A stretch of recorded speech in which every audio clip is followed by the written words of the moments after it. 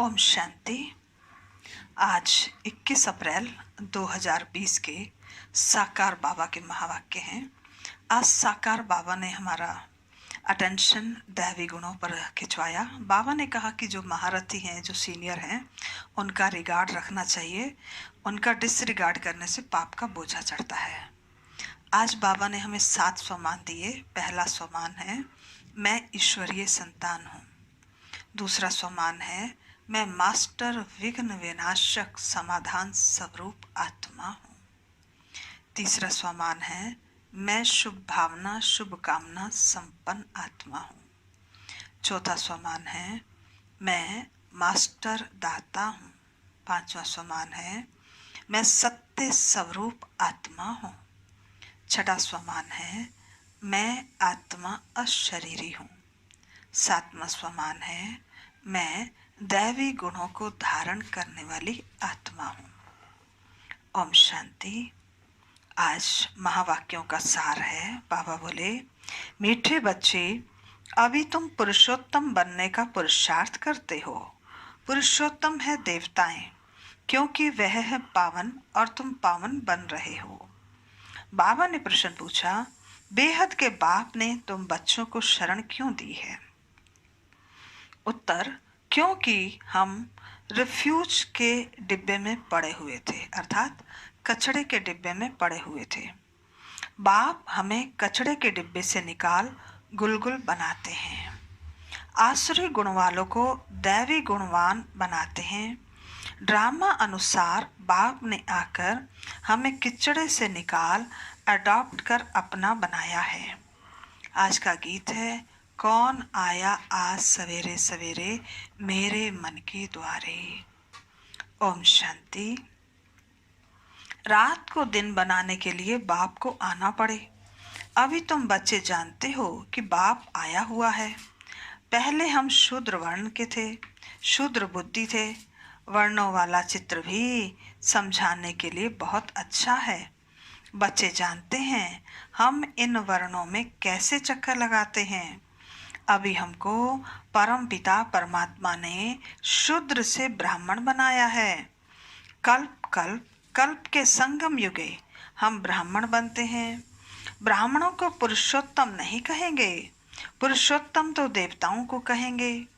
ब्राह्मण यहाँ पुरुषार्थ करते हैं पुरुषोत्तम बनने के लिए। पतित से पावन बनने के लिए ही बाप को बुलाते हैं। तो अपने से पूछना चाहिए, हम कहाँ तक पावन बने हैं। स्टूडेंट भी पढ़ाई के लिए विचार सागर मंथन करते हैं ना, समझते हैं इस पढ़ाई से हम यह बनेंगे। तुम बच्चों की बुद्धि में है कि अभी हम ब्राह्मण बने हैं देवता बनने के लिए। यह है अमूल्य जीवन, क्योंकि तुम ईश्वरीय संतान हो। ईश्वर तुमको राजयोग सिखला रहे हैं, पतित से पावन बना रहे हैं, पावन देवता बनते हैं। वर्णों पर समझाना बहुत अच्छा है। सन्यासी आदि इन बातों पर नहीं ठहरेंगे, बाकी 84 जन्मों का हिसाब समझ सकते हैं। यह भी समझ सकते हैं हम सन्यास धर्म वाले 84 जन्म नहीं लेते हैं। इस्लामी बोधि आदि भी समझेंगे हम 84 जन्म नहीं लेते हैं। हाँ, पुनर्जन्म लेते हैं, परंतु कम। तुम्हारे समझाने से झट समझ जाएंगे। समझाने की भी युक्ति चाहिए। क्या कहता बाबा? समझाने की भी युक्ति चाहिए। तुम बच्चे यहाँ सम्मुख बैठे हो तो बाबा बुद्धि को रिफ्रेश करते हैं, जैसे और बच्चे भी यहाँ आते हैं रिफ्रेश होने के लिए। तुमको तो रोज बाबा रिफ्रेश करते हैं कि धारणा करो। बुद्धि में यही ख्याल चलते रहें, हम 84 जन्म कैसे लेते हैं, कैसे शूद्र से ब्राह्मण बने हैं, ब्रह्मा की संतान ब्राह्मण। अब ब्रह्मा कहाँ से आए? बाप बैठ समझाते हैं, हम इनका नाम ब्रह्मा रखते हैं। यह जो ब्रह्मा कुमार कुमारियां हैं, यह फैमिली हो गए, तो जरूर अडॉप्टेड हैं, बाप ही अडॉप्ट करेंगे। उनको बाप कहा जाता है, दादा नहीं कहेंगे। बाप को बाप ही कहा जाता है। मिल्कियत मिलती ही बाप से है। कोई चाचा, मामा व बिरादरी वाला भी अडॉप्ट करते हैं। जैसे बाबा ने सुनाया था, एक बच्ची किचड़े के डिब्बे में पड़ी थी। वह कोई ने उठाए जाकर किसको गोद में दी, क्योंकि उनको अपना बच्चा नहीं था। तो बच्ची उनकी गोद में गई, उनको ही मम्मा बाबा कहने लग पड़ेगी ना। यह फिर है बेहद की बात। तुम बच्चे भी जैसे बेहद के किचड़े के डिब्बे में पड़े थे, विषय वैतरणी नदी में पड़े थे, कितने गंदे हुए पड़े थे। ड्रामानुसार बाप ने आकर उस किचड़े के डिब्बे से निकाल तुमको अडॉप्ट किया है। तमो प्रधान को किचड़ा ही कहेंगे ना। आश्रय गुण वाले मनुष्य हैं, देह अभिमानी। काम क्रोध भी बड़े विकार है ना। तो तुम रावण के रिफ्यूज में पड़े थे, वास्तव में रिफ्यूज ही भी हो। अब तुमने बेहद के बाप की शरण ली है, रिफ्यूज से निकल गुलगुल देवता बनने के लिए। इस समय सारी दुनिया रिफ्यूज के बड़े डिब्बे में पड़ी है। बाप आकर तुम बच्चों को किचड़े से निकाल अपना बनाते हैं, परंतु किचड़े में रहने वाले ऐसे हिरे हुए हैं जो निकालते हैं फिर भी उनको किचड़ा ही अच्छा लगता है। बाप आकर बेहद के किचड़े से निकालते हैं, बुलाते भी हैं कि बाबा आकर हमको गुलगुल बनाओ, कांटों के जंगल से निकाल फ्लावर बनाओ, खुदाई बगीचे में बिठाओ। अब असुरों के जंगल में पड़े हैं, बाप तुम बच्चों को गार्डन में ले चलते हैं। शूद्र से ब्राह्मण बने हैं, फिर देवता बनेंगे। यह देवताओं की राजधानी है, ब्राह्मणों की राजाई नहीं है। भल पांडव नाम है, परंतु पांडवों को राजाई नहीं है। राजाई प्राप्त करने के लिए बाप के साथ बैठे हैं। बेहद की रात अब पूरी हो, बेहद का दिन शुरू होता है। गीत सुना ना, कौन आया सवेरे सवेरे आज मेरे मन के द्वारे। सवेरे सवेरे आते हैं रात को मिटाए दिन बनाने, अर्थात स्वर्ग की स्थापना और नरक का विनाश करने। यह भी बुद्धि में रहे तो खुशी हो। जो नई दुनिया में ऊंच पद पाने वाले हैं, वह कभी अपना आसुरी स्वभाव नहीं दिखाएंगे। जिस यज्ञ से इतना ऊंच बनते हैं, जिस यज्ञ से इतना ऊंच बनते हैं, उस यज्ञ की बहुत प्यार से सेवा करेंगे। ऐसे यज्ञ में तो हड्डियां भी दे देनी चाहिए। अपने को देखना चाहिए, हम चलन से हम ऊंच पद कैसे पाएंगे। अपने को देखना चाहिए, इस चलन से हम ऊंच पद कैसे पाएंगे। बाबा कहते, बेसमझ छोटे बच्चे तो नहीं है ना, समझ सकते हैं राजा कैसे और प्रजा कैसे बनती है। बाबा ने रथ भी अनुभवी लिया है, जो राजाओं आदि को अच्छी रीति जानते हैं। राजाओं के दास दासियों को भी बहुत सुख मिलता है। यह तो राजाओं के साथ राजा ही रहते हैं, परंतु कहलाएंगे तो दास दासी ना। सुख तो है ना, जो राजा रानी खाए वह उनको मिले, बाहर वाले थोड़े खा सकते हैं। दासियों में भी नंबरवार होते हैं, कोई श्रृंगार करने वाली, कोई बच्चों को संभालने वाली, कोई झाड़ू आदि लगाने वाली। यहाँ के राजाओं को इतने दास दासियां हैं तो वहां कितने ढेर होंगे। बाबा कहते सब पर अलग अलग अपनी अपनी चार्ज होती है। रहने का स्थान भी अलग होगा। वह कोई राजा रानी जैसे सजा सजाया हुआ नहीं होता। जैसे सर्वेंट क्वार्टर्स होते हैं ना, अंदर आएंगे जरूर परंतु रहते सर्वेंट क्वार्टर में हैं। तो बाप अच्छी रीति समझाते हैं, अपने पर रहम करो। क्या कहते बाबा? अपने पर रहम करो। हम ऊंचते ऊंच बने, हम अभी शूद्र से ब्राह्मण बने हैं। अहो सौभाग्य, फिर देवता बनेंगे। यह संगम युग बहुत कल्याणकारी है। तुम्हारी हर बात में कल्याण भरा हुआ है। भंडारे में भी योग में रहकर भोजन बनाए तो बहुतों का कल्याण भरा हुआ है। श्रीनाथ द्वारे में भोजन बनाते हैं, बिल्कुल ही साइलेंस में। श्रीनाथ ही याद रहता है। भक्त अपनी भक्ति में बहुत मस्त रहते हैं। तुमको फिर ज्ञान में मस्त रहना चाहिए। कृष्ण की ऐसी भक्ति होती है, बात मत पूछो।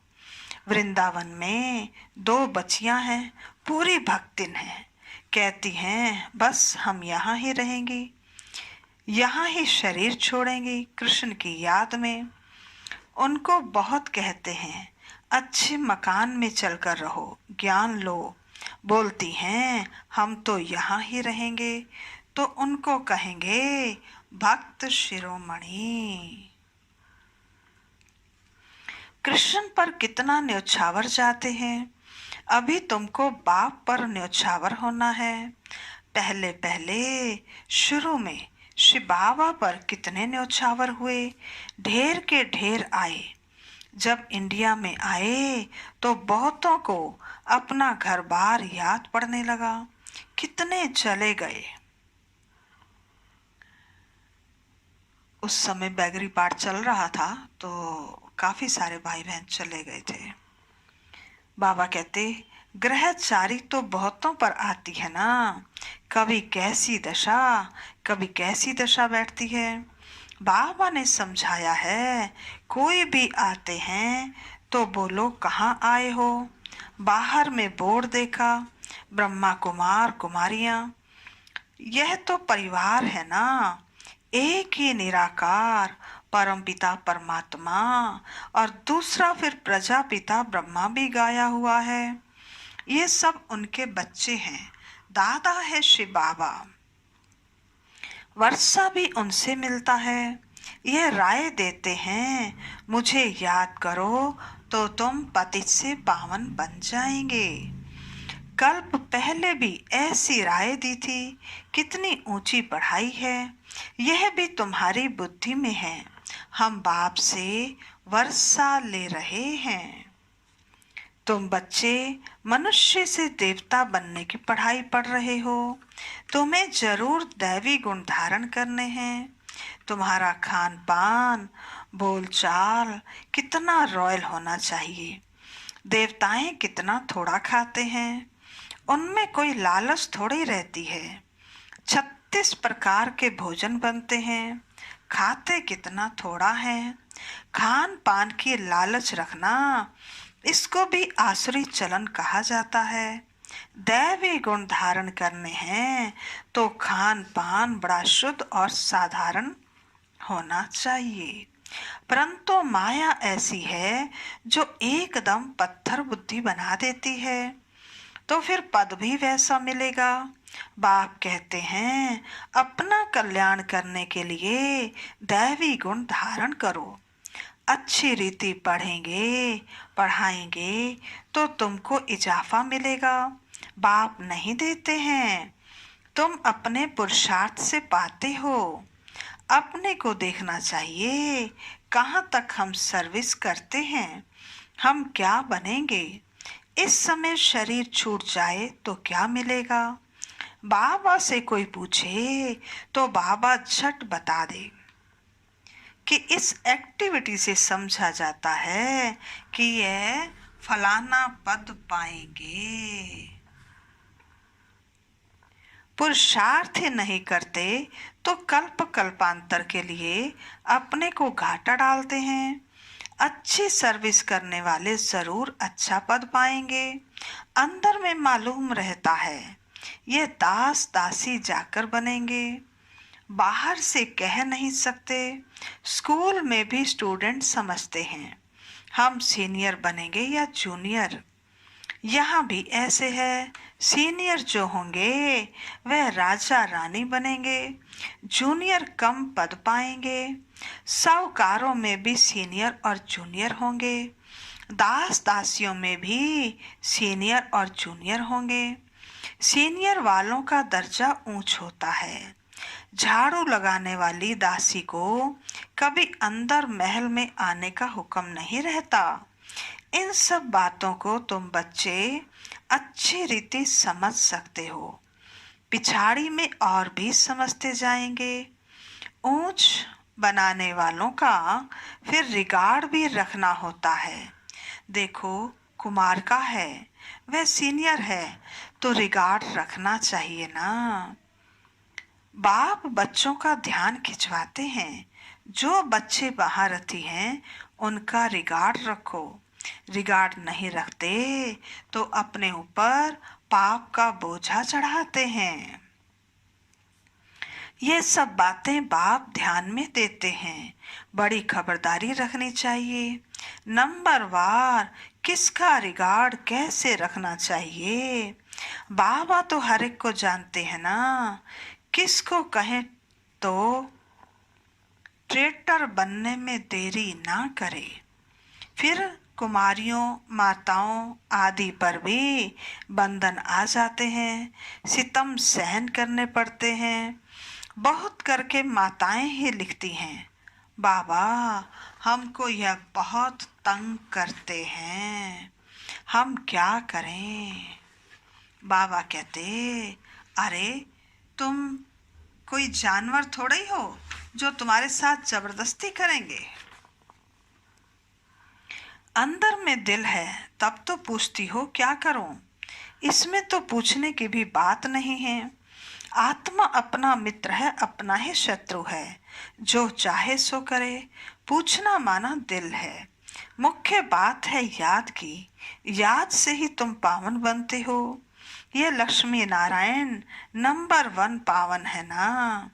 मम्मा कितनी सर्विस करती थी, ऐसा तो कोई कह ना सके। हम मम्मा से भी होशियार हैं। मम्मा ज्ञान में सबसे तीखी थी। योग में भी तीखी, ज्ञान में भी तीखी। योग की कमी बहुतों में है। याद में रह नहीं सकते हैं। याद नहीं करेंगे तो विक्रम विनाश कैसे होंगे। ला कहता है पिछाड़ी में याद में ही शरीर छोड़ना है। श्री बाबा की याद में ही प्राण तन से निकले। एक बाप के सिवाय और कोई याद ना आए, कहाँ भी आसक्ति ना हो। यह प्रैक्टिस करनी होती है। हम अशरीरी आए थे, फिर अशरीरी होकर जाना है।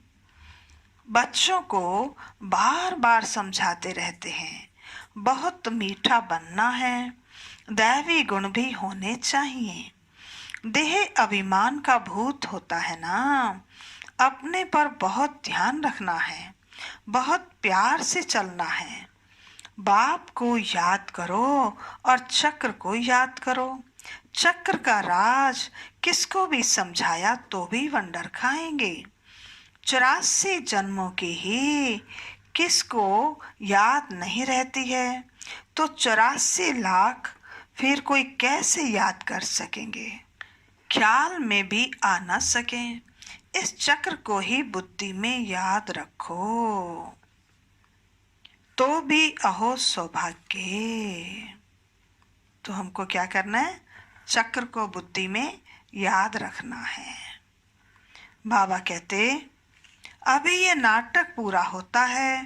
पुरानी दुनिया से वैराग्य होना चाहिए। बुद्धि योग शांति धाम सुख धाम में रहे। गीता में भी है मन मना भव। कोई भी गीता पाठी मन मना भव का अर्थ नहीं जानते हैं। तुम बच्चे जानते हो, भगवानो वाच, देह के सभी संबंध छोड़ अपने को आत्मा समझो। किसने कहा? कृष्ण भगवान थोड़ा ही है।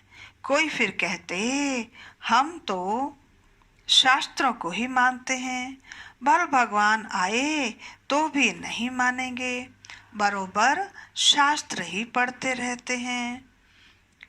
भगवान आए हैं, राजयोग सिखला रहे हैं, स्थापना हो रही है। ये शास्त्र आदि सब हैं ही भक्ति मार्ग के। भगवान का निश्चय हो तो वर्षा लेने लग पड़े, फिर भक्ति भी उड़ जाए, परंतु जब निश्चय हो तब ना। अच्छा, मीठे मीठे सिकिलदे बच्चों प्रति मात पिता बाप दादा का याद प्यार और गुड मॉर्निंग।